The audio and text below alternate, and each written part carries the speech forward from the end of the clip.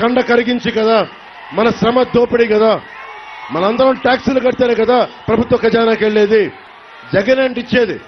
దళిత ముఖ్యమంత్రి దామోదరం సంజయ్ గారు ప్రారంభించారు.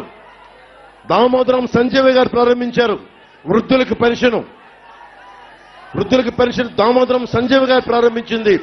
ఎవరైనా పెంచుకుంటూ వెళ్లాల్సిందే తప్ప నాయకులు ఎప్పటి నుంచి రాష్ట్ర ఆదేశక సూత్రాలని మనకి అర్థం చేసుకొని ఎప్పటి నుంచో ప్రజలకు నిలబడతా ఉన్నారు. జగన్ కథలు ఏం చెప్తాడు?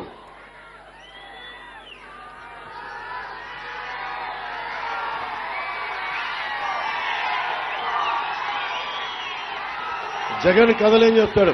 తను ఇచ్చేవాడు మనం పుచ్చుకునేవాళ్ళంట. ఎవడు ఇచ్చేది, ఎవడు పుచ్చుకునేది? ఇది మన సొత్తు. ఇది మనకి మాగుంటు శ్రీనివాసులు రెడ్డి గారు ఉన్నారు. ఆయనకి నేను చిన్నప్పటి నుంచి తెలుసు. నాకు నెల్లూరులో పెరిగాను. నేను ఆల్మోస్ట్ ఆయనకి సెవెంత్ చదువుతుండగా 8th చదువుతుండగా నుంచి తెలుసు నాకు. ఆయన ఎప్పుడు ప్రజల మనిషి, అండగా నిలబడేవారు. నేను ఈ రోజున మాగంటు శ్రీనివాసరెడ్డి గారిని నేను మిమ్మల్ని గెలిపించడానికి, మీ అభ్యర్థిత్వాన్ని గెలిపించడానికి ఇక్కడికి వచ్చాను నేను. కానీ ఒకటే అడుగుతున్నాను మిమ్మల్ని, నేను ఎప్పుడు మీలాంటి పెద్దలు, శక్తిమంతులు, ఉపాధి అవకాశాలు కల్పించిన వాళ్ళు, మా ఇంట్లోనే మా బంధువులకు కూడా మీరు ఉద్యోగాలు ఇచ్చిన వాళ్ళు, ఆ విషయం నేను మర్చిపోను.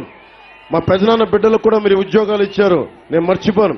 కానీ ఈరోజు నేను అడుగుతుంది, మీరు ఎదగండి, మీరు అభివృద్ధి కండి.